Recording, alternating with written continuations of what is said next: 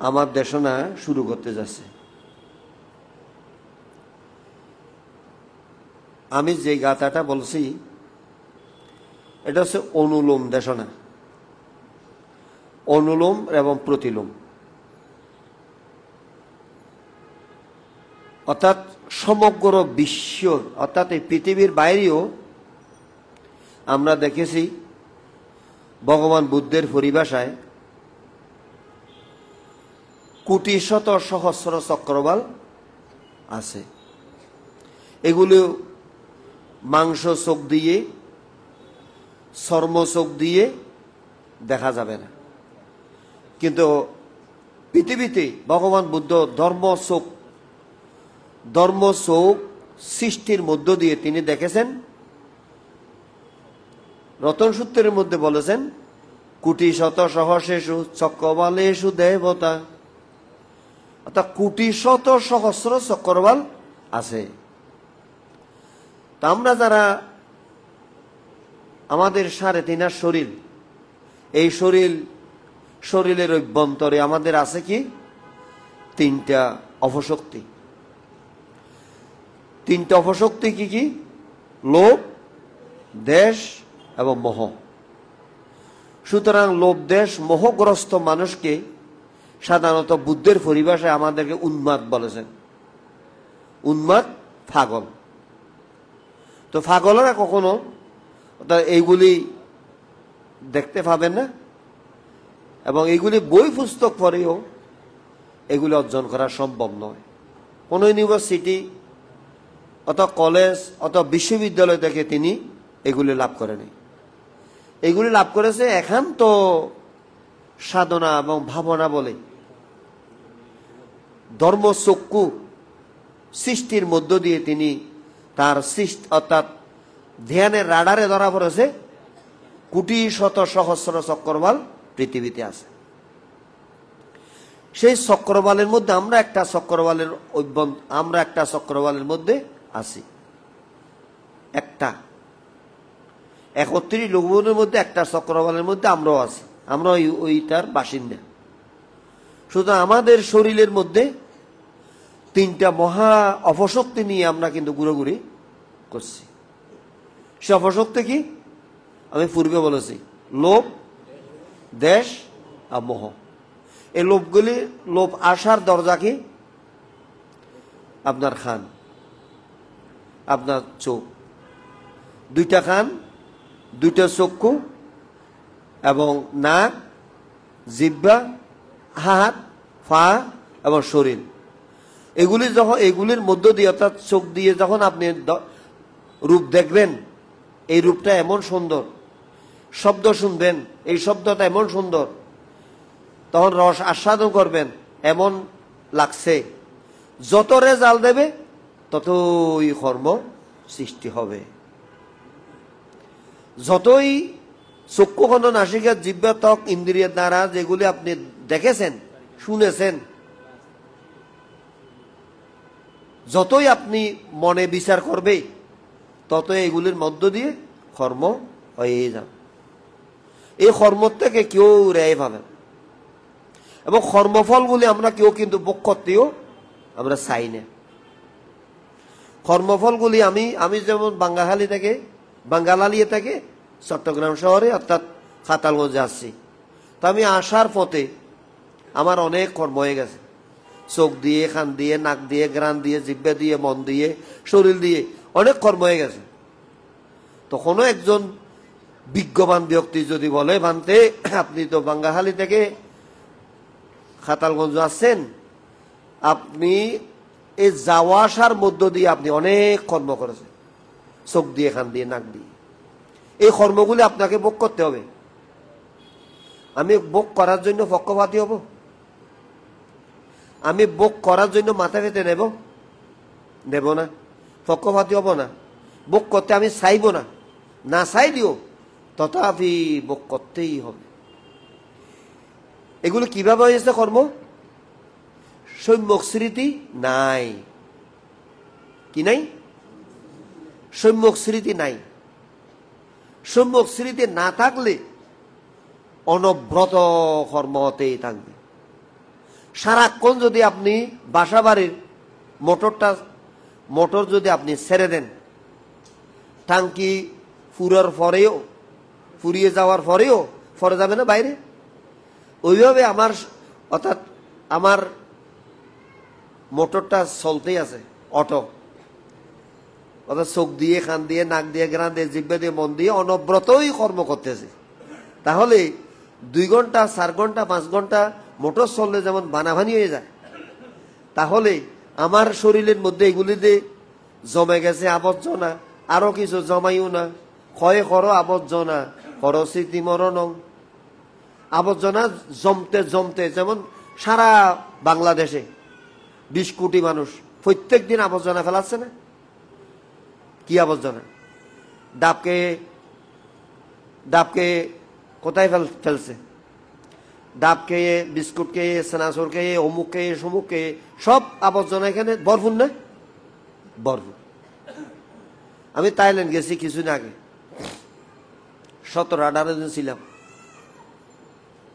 কিন্তু কোনো জায়গায়, আমি গ্রামেও গেছি, শহরেও গেছি, নালা নর্দমায় গেছি, খালে বিলিও গেছি, কোনো জায়গায় একটা প্লাস্টিক নেই। কিন্তু প্লাস্টিকের ব্যবহার নাই ব্যবহার চলে, অনবরত ব্যবহার চলে, কিন্তু ওইখানে কোনো একটা টিস্যু পর্যন্ত নাই। একটা টিস্যু পর্যন্ত পথেঘাটে, রাস্তাঘাটে নাই, ক্লিন। একটা মশা নাই, মাছি নাই। এবং আপনি ফুটপাতে, আপনি পেট্রোল পাম্পে, এবং পেট্রোল পাম্পের ওইখানে বাথরুম আছে, ওইখানে বসে আপনি ভাত খেতে পারবেন, বাথরুমে গিয়ে ভাত খেতে পারবেন, এমন পরিষ্কার। আর আমাদের এখানে যারা পেট্রোল পাম্প আছে, এখানে যদি বাথরুমে যান, ওইটা নরককুণ্ড না? তাহলে আমরা কোথায় আছি? এইগুলি চিন্তা করলে আমরা কোথায়? তাহলে বাংলাদেশে আমরা যারা আছি, যখন ওইখান থেকে আবার ঢাকায় আছি, পুরো দেখছি ডাস্টবিন চতুর্দিকে ময়লা আবর্জনার ভরা। ওখানে মাছি ব্যান করছে, ফসা, দুর্গন্ধ, এই সেই। তাহলে আমাদের নানা রোগ হবে না? আমাদের নানা রোগ হবে, মশা হবে, ডেঙ্গু হবে, এই হবে, সেই হবে। এগুলি মশার দোষ না। মশার সাইডে বড় মশা হচ্ছে আমাদের স্বভাব, আমাদের চরিত্র। সুতরাং আমাদের এই স্বভাব চরিত্র যতদিন যাবে না, ততদিন পর্যন্ত আমাদের রোগ বলেন, ব্যাধি বলেন, এবং বিষাক্ত আবহাওয়া বলেন, বায়ুমণ্ডল বর্তমান বিষাক্ত হয়ে গেছে। কেন বিষাক্ত হয়ে গেছে? এই কারণ। পৃথিবীর মধ্যে কতগুলি দেবতা আছে, দেবতারও নাই, আমাদের থেকে মুখ ফিরিয়ে নিয়েছে। কেন? আমাদের এই স্বভাব চরিত্রের কারণে। আমাদের উপরে কিন্তু আমরা আমাদের মানুষের আকৃতি, ভিতরে আমাদের পশুর আকৃতি বিদ্যমান। ইংসর পশু চাইতেও আরো ভয়াবহ, ঠিক না? তাহলে ওনারাও মানুষ তো। ওখানে আমি শহরে লক্ষ লক্ষ মানুষ আছে, কই একটা টিস্যু তো ছিঁড়া নাই। আর এখানে আপনি চলাফেরা করেন তো, দেখেন তো চতুর্দিকে মানুষের কি জ্ঞান আছে? জ্ঞান নেই। এইভাবে আমাদের শরীরের মধ্যে কর্ম করতে করতে করতে, চোখ দিয়ে, কান দিয়ে, নাক দিয়ে, গ্রান দিয়ে, জিহ্বা দিয়ে, মন দিয়ে, এই যে আপনি যে এইভাবে চুলকাচ্ছেন, নাক চুলকাচ্ছেন, ওইখানেও কর্ম হয়ে গেছে, কিন্তু আপনি জানেন না। কর্ম তো হয়ে গেছে, আপনি নিজেও জানেন না। আমার হাত নড়াচড়া করতে কর্ম হয়ে গেছে, কারণ এখানে সম্যক স্মৃতি নাই। সুতরাং সম্যক স্মৃতি যতদিন আমাদের থাকবে না, ততদিন অনবরত মোটরের ফানির মতো অনবরত চলতেই থাকবে। তাহলে আপনারা একটু চিন্তা করেন, একদিনে যদি আমি এত কর্ম করি, তাহলে আমার বয়স, আপনাদের বয়স 70 বছর, 80 বছর, 90 বছর, 50 বছর, 60 বছর হবে। এই 60 বছর ধরে সম্যক স্মৃতি আছে? নাই। তাহলে 60 বছর ধরে এই কর্মগুলি করছেন না? এই কর্মগুলি কোথায় আছে? ভবাঙ্গ চিত্তের মধ্যে। এগুলি ও ডাস্টবিনের ময়লা আবর্জনার মতো এখানে ভিতরে হয়ে গেছে। যেমন এখানে যদি নবপণ্ডিত দেয়ার, এটা যদি যারা জুড়া না থাকে, পরিষ্কার না থাকে, মাকড়সরা অথবা ময়লা আবর্জনায় স্তূপ হয়ে যাবে না, এটা মন্দিরের মধ্যে থাকবে, বৃহৎ থাকবে। তাহলে আমরা প্রত্যেক দিন অর্থাৎ যারা মশা ফোড়া এইগুলি করে বলে পরিষ্কার হয়েছে। তাহলে আমাদের ভিতরেও কোন অবস্থা হয়ে গেছে, ভিতরে এখন জমতে জমতে জমতে জমতে জমতে জমতে এটা কোন অবস্থা হয়ে গেছে, আপনি একটু চিন্তা করেন, একটু চিন্তা করেন। এইভাবে জমতে জমতে জমতে বিশাল হিমালয় না, একটা পৃথিবীর মধ্যে আপনার এই ফাপগুলি অর্থাৎ ফাপ সংস্কার পুণ্য সংস্কার বলি সংকুলন হবে না, আরো কয়েকটা পৃথিবী রাখবে।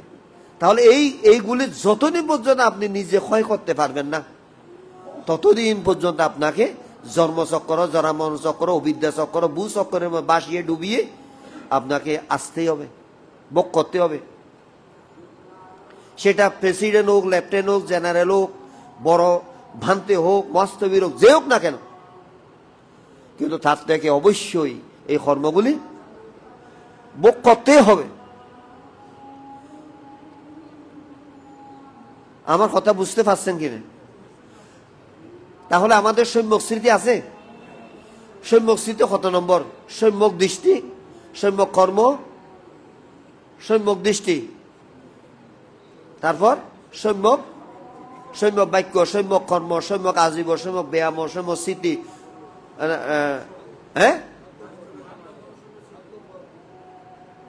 বলেন না,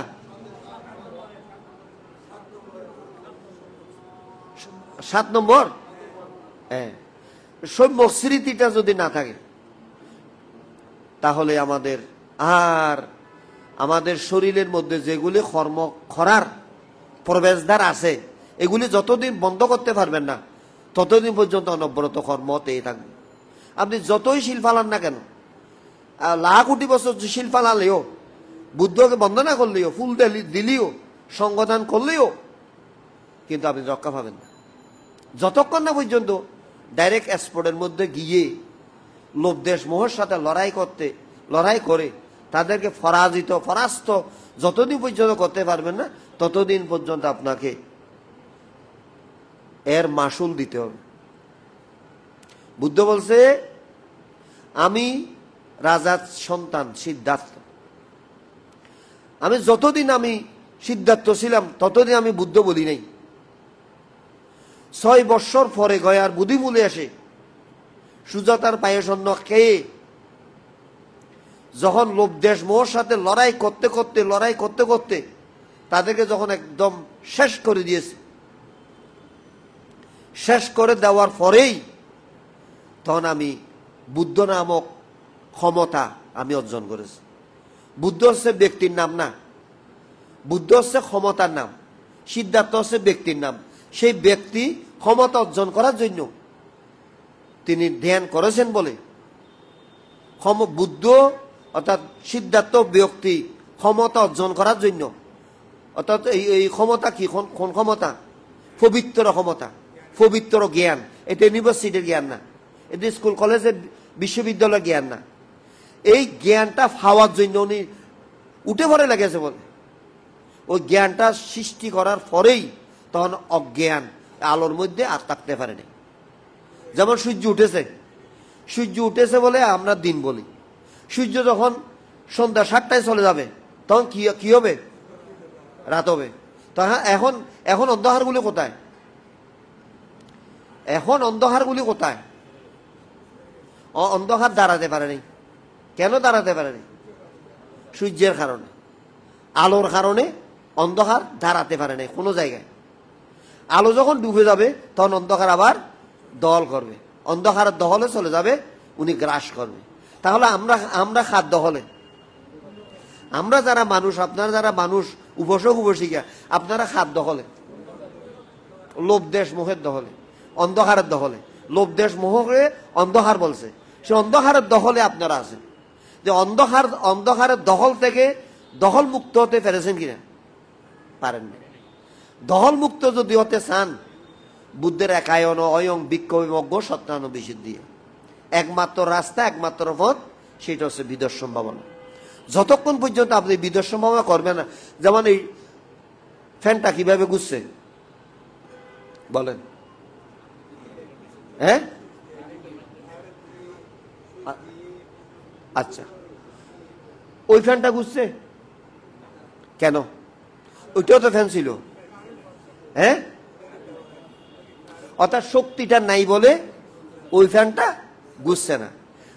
অর্থাৎ আমাদের সিদ্ধার্থ বলছে, যতদিন শক্তি আমি অর্জন করতে পারি নাই ততদিন আমি ফ্যানের মতো ছিলাম।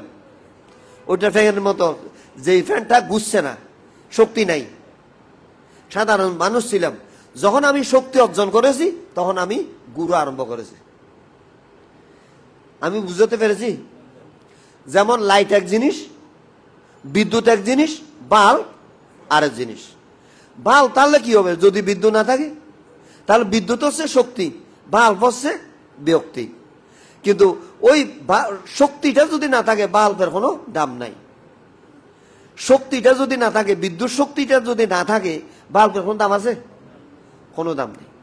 তাহলে আপনারা যে এখন মানুষ হয়েছেন, দাবি করছেন, আমি দাবি করছি, সবাই দাবি করছে, আমরা কিন্তু এখনো শক্তি অর্জন করতে পারি নাই, এখনো বুদ্ধ শক্তি ওইটা অর্জন করতে পারি নাই।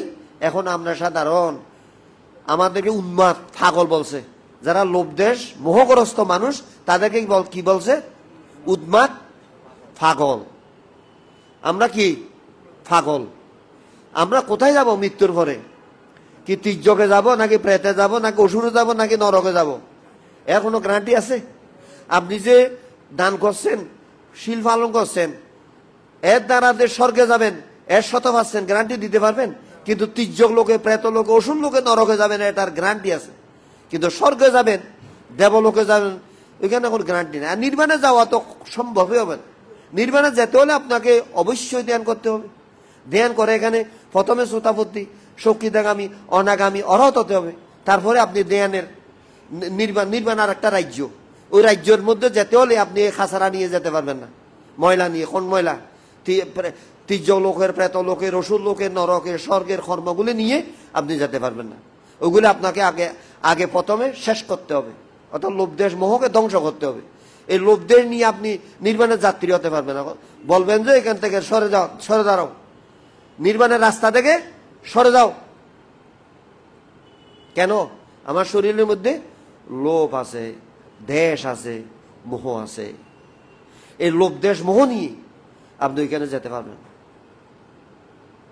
তাহলে লোভ দেশ মোহকে সরানোর জন্য ভগবান বুদ্ধ 3000 বছর আগে আমাদেরকে এমন একটা কৌশল আমাদেরকে দেখিয়ে দিয়েছেন, সেটা হচ্ছে সম্যক স্মৃতি।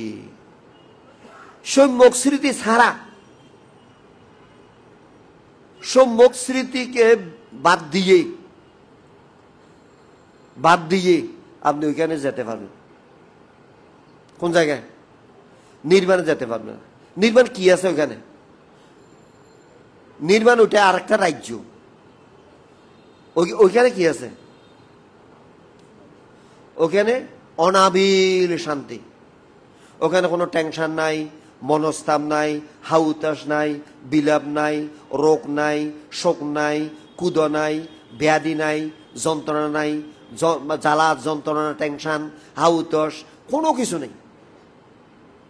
ওখানে শুধু শান্তি আর শান্তি। সুতরাং শান্তি আর শান্তি, ওইখানে যেতে হলে আপনাকে কোটি টাকা খরচ করতে হবে না। কোটি টাকা খরচ করার কোনো এখতিয়ার নেই। শুধু আপনি সম্যক স্মৃতির মধ্য দিয়ে আপনি ওইখানে প্রবেশ করতে পারবেন। স্বর্গ এগুলি কিছু না। স্বর্গ থেকে আপনি আবার আপনাকে এখানে চলে আসতে হবে।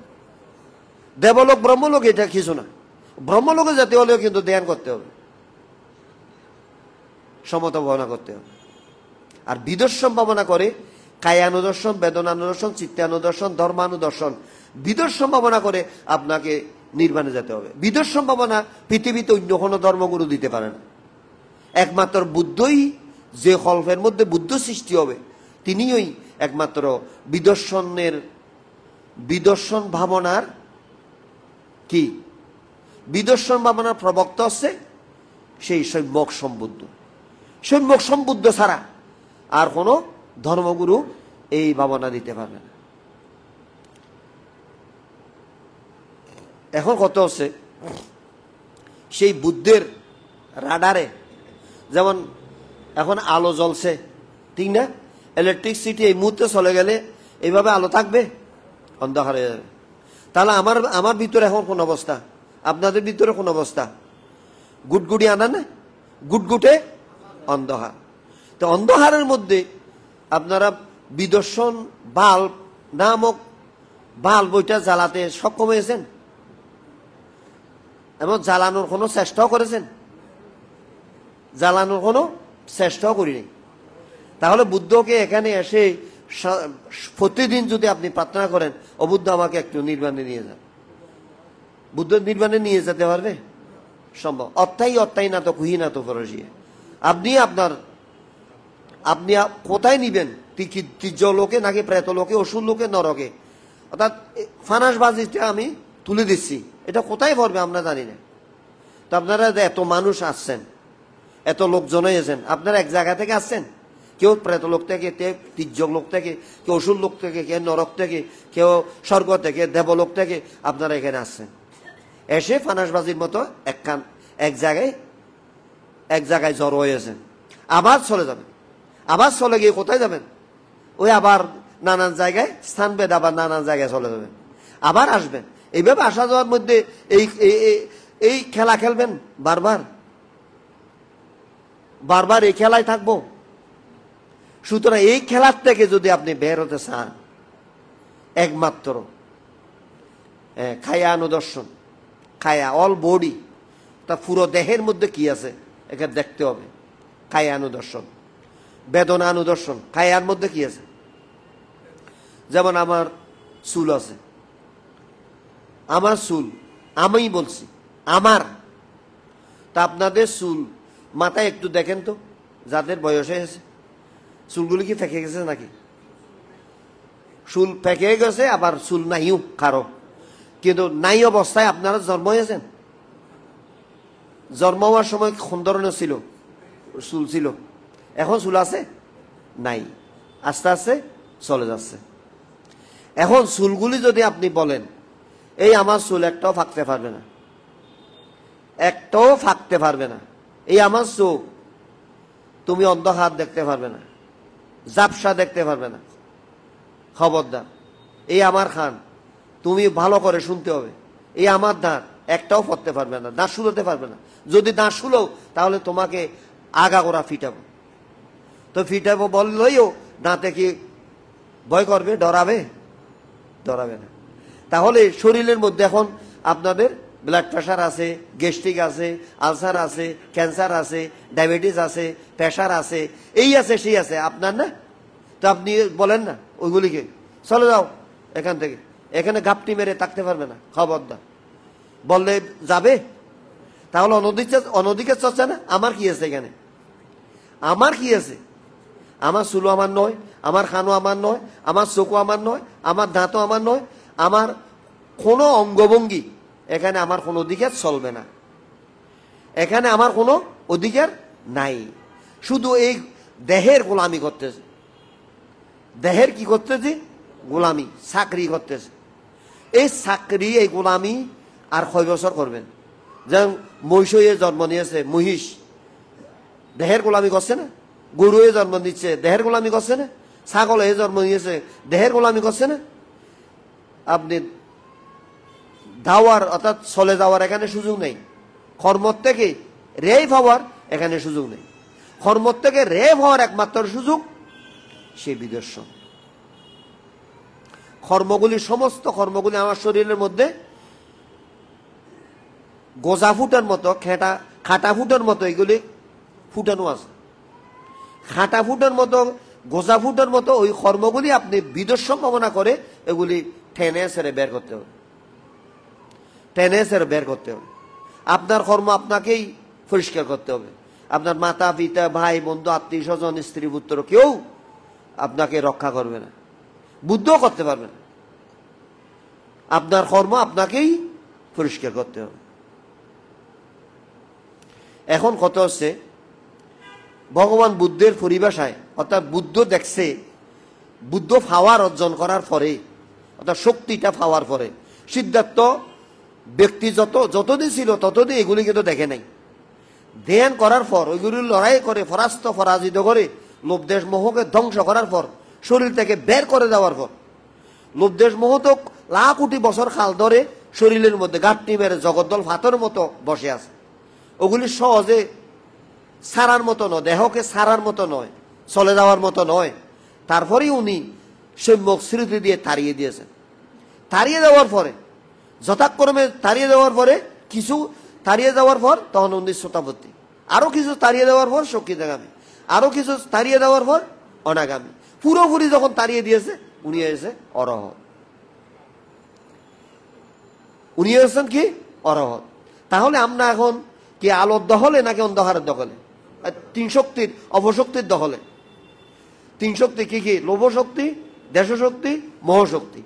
অর্থাৎ এই লোভশক্তি, দেশশক্তি, মোহশক্তি, এই তিন শক্তির অপশক্তির দখলে আমরা বর্তমান সৃষ্টির যত জগৎ আছে, অর্থাৎ যা যা কিছু আছে সমস্ত এই তিন শক্তির কাছে। তিন শক্তির কাছে কি? জিম্মি। জিম্মি। এই তিন শক্তির কাছ থেকে যদি আমি বের হতে চাই, বের হওয়ার একমাত্র পথ দেখিয়েছেন আমাদের বুদ্ধ। সেই পথ হচ্ছে কি? একমাত্র রাস্তা কি? বিদর্শন। বিদর্শন, এই ছাড়া আর কোনো রাস্তা নেই। বিদর্শন অর্থাৎ বিপরীত দর্শন। বিপরীত দর্শন কি? যেমন আমাদের জীবনটা চলছে উল্টো দিকে নাকি সোজা? উল্টো দিকে নাকি সোজা চলে যাচ্ছে? যেমন আমাদের এখানে একটা নদী আছে, শিলক নদী। ওখানে কোনো জোয়ার ভাটা নাই, জোয়ার ভাটা নাই, শুধু নামতেই থাকবে। যখন অনবরত এখন বৃষ্টি হচ্ছে, ওই শিলক নদীর পানি হ হ হ হ করে চলে যাচ্ছে, একদম প্রবল স্রোত। তাহলে শিলক নদীর স্রোতে একটা যদি নৌকা ভাসিয়ে দেওয়া হয়, ওইটা কর্ণফুলির মধ্যে আসতে দেরি লাগবে না, সময় ভাঙবে না। আর কর্ণফুলি থেকে যদি আমি শিলক নদী উজৈন্যবে যদি আমি বাঙ্গাহালিয়ে যেতে চাই, সময় লাগবে। হ্যাঁ, তাহলে আপনার এই জীবনটা কর্ণফুলির স্রোতের অনুকূলে যাচ্ছে, অর্থাৎ সোজা নেমে যাচ্ছে, কিন্তু উল্টো দিকে যেতে পারছি না। উল্টো দিকে চালিয়ে নেওয়ার নামই হচ্ছে বিদর্শন। জীবনকে উল্টো দিকে চালিয়ে নেওয়ার নামই হচ্ছে বিদর্শন। তা আপনারা যে উল্টো দিকে কিছুক্ষণ আগে আপনারা ধ্যান করেছেন, হ্যাঁ? কতক্ষণ করেছেন? হ্যাঁ, 40 মিনিট। 40 মিনিট। এখন ধ্যানে যেমন একটা রুগীকে যখন বেঙ্গালোরে নিয়ে যায়, বেলুরে নিয়ে যায়, তখন রুগীকে ডাক্তাররা কি সাথে সাথে ওনার চিকিৎসা আরম্ভ করবে? ডাক্তাররা সাথে সাথে ওনার চিকিৎসা আরম্ভ করবে? কি করবে? প্রথম পরীক্ষা নিরীক্ষা করবে। পরীক্ষা নিরীক্ষা কি করবে? পায়খানা পরীক্ষা করবে, প্রস্রাব পরীক্ষা করবে, রক্ত পরীক্ষা করবে, এবং তার মানে বিভিন্ন সেক্সটার পরীক্ষা করবে। তা আপনি এখন এত পরীক্ষার মধ্যে একটা পরীক্ষা দিয়েছেন, 40 মিনিট আপনার দেহকে ধ্যান করে পরীক্ষার টেস্টে দিয়েছেন। সেই টেস্টের মধ্যে কি ধরা পড়েছে? সেই 40 মিনিটের টেস্টের মধ্যে আপনারা কি পেয়েছেন? কি ধরা পড়েছে আপনাদের? বলেন বলেন, কি ধরা পড়েছে? ওই একজন বলছে ব্যথা ধরা পড়েছে। কি পড়েছে? ব্যথা। ব্যথাগুলি কে দিয়েছে? বুদ্ধ দিয়েছে নাকি আমি দিয়েছি নাকি আপনার ছেলে মেয়েরা দিয়েছে?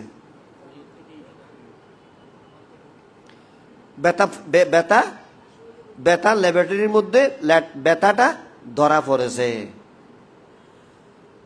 পরীক্ষার মধ্যে কি ধরা পড়েছে? ব্যথা ধরা পড়েছে। ব্যথা কেউ দেয় নাই আপনাকে, ব্যথা কেউ দেয় নাই, কিন্তু পুরো শরীরটা হচ্ছে ব্যথা রাজ্য। পুরো শরীরটা হচ্ছে কি? বেতার কারখানা এবং বেতার রাজ্য। কিন্তু বেতা কি আপনার শত্রু? বলেন, ধ্যান করতে আরাম অর্থাৎ আরাম পেয়েছেন? 40 মিনিট আরামে বসেছিলেন? আরাম লেগেছে? লাগে নাই। কেন? কারণ আমরা তো আরাম চাই, আরাম প্রিয়, সারা জীবন আরাম তো হয়। কিন্তু আরাম খুঁজলেও কি পাওয়া যায়? পাওয়া যায় না। তাহলে ওই বেতার একটা পরিবর্তন আছে। 40 মিনিট বসেছেন, আরো যদি 40 মিনিট বসানো হয়, আপনি ভয় করবেন নাকি বসবেন? বানতে বসবেন। যারা আমাদের পুরোনা দেয়ানি, উনি মৃদুল বাবু আমাদের পুরোনা দেয়ানি, তো উনি বলতেছে আমি বসবো। আর উনি বেতা কিভাবে খাটতে হয় ওনার জানা আছে। উনি 2 ঘন্টা আমি তো পদ্মা আসনে 3 ঘন্টা বসে দেখাতে পারবো। এখন বসলে আগামীকাল ভোরে উঠবো, এখন বসছে। তাহলে আমার মধ্যে ব্যথা নেই? ব্যথার ধৈর্য ধরতে হবে। ব্যথা সারাক্ষণ থাকবে না। ব্যথার আয়ু 15 মিনিট অত 20 মিনিট, 20 মিনিট পরে তারপর ব্যথা চলে যাবে। ব্যথা চলে যাওয়ার পর একটা জিনিস আসবে, ওই ব্যথাকে অবলম্বন করে অনেক কিছু আসবে। আপনি সিঁড়িকে অবলম্বন করে উপরে উঠতে পারবেন, সিঁড়িকে অবলম্বন করে গাছে উঠতে পারবেন, সিঁড়িকে অবলম্বন করে ছাদে উঠতে পারবেন। আপনি ব্যথাকে অবলম্বন করে অন্তর্জগতে আপনাকে প্রবেশ করতে হবে। কিন্তু ব্যথা না থাকলে কিন্তু আপনি ওইখানে প্রবেশ করতে পারবেন না। ব্যথা আসতেও, ব্যথা ওইটা হচ্ছে সিঁড়ি। ব্যথা ওইটা কি? সিঁড়ি বুঝেন? সিঁড়ি দিয়ে আমরা উপরে যেমন উঠি, ওইভাবে সিঁড়ি। তাহলে এই যে ব্যথা, শরীরের মধ্যে ব্যথা আছে। ব্যথার কর্ম আপনারা করেছেন কিনা?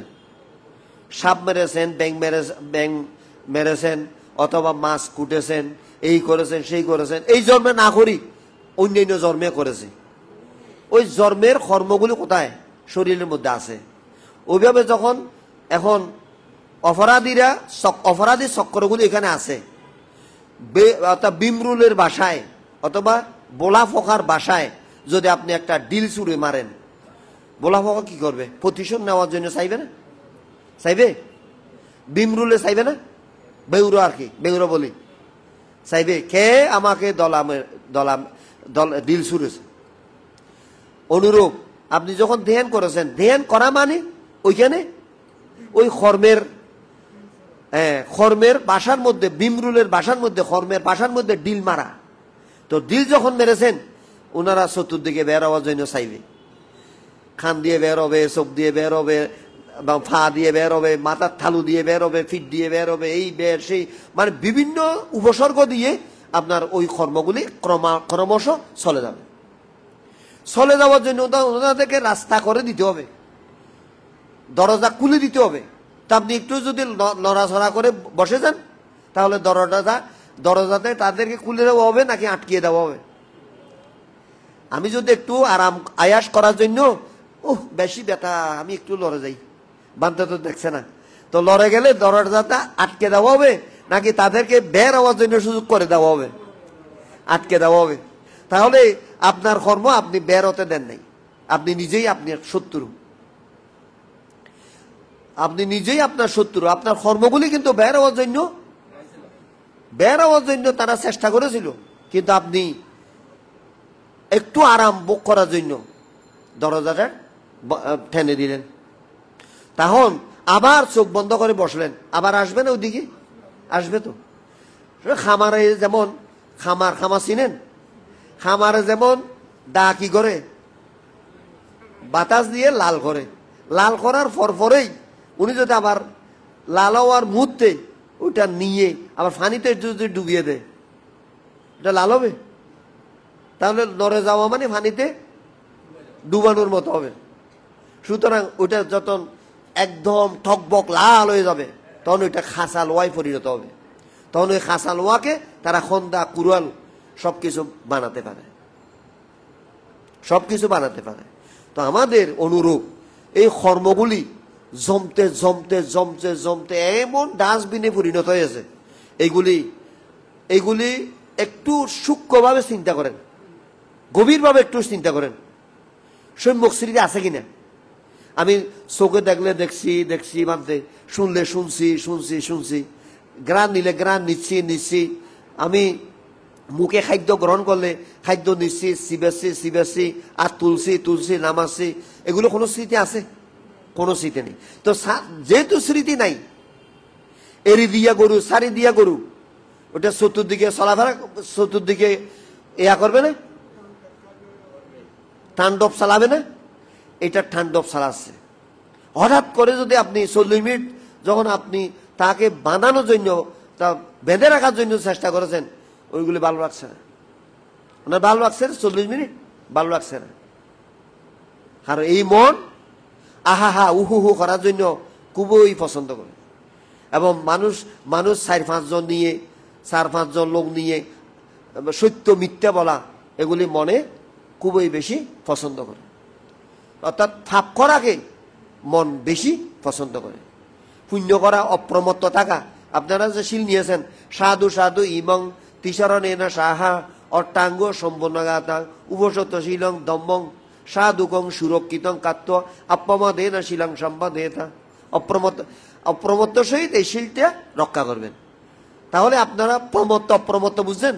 প্রমত্ত লাল নীল দেখা, লাল নীল দেখা ফাগল হবো আর কি।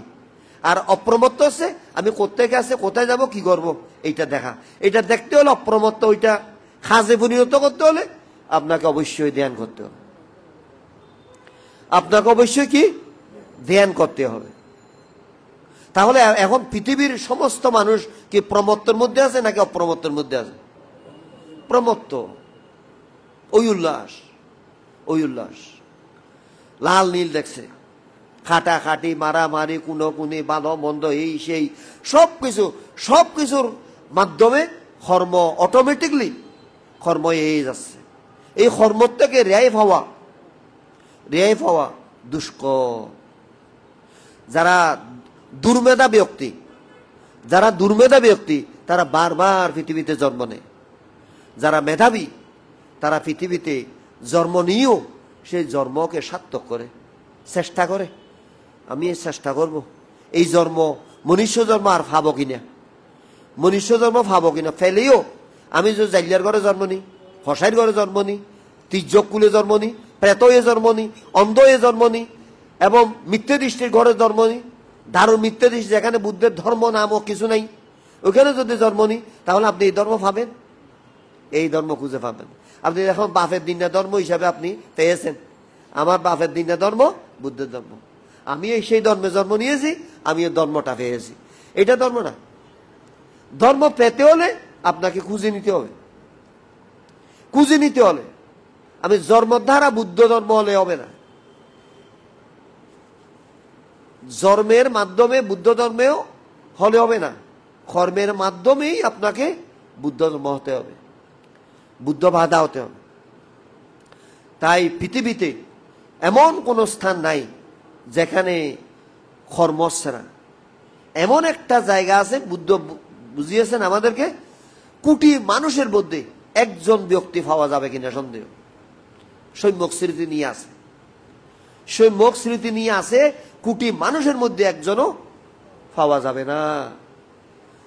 সমস্ত কিসের মধ্যে আছে? রাখো।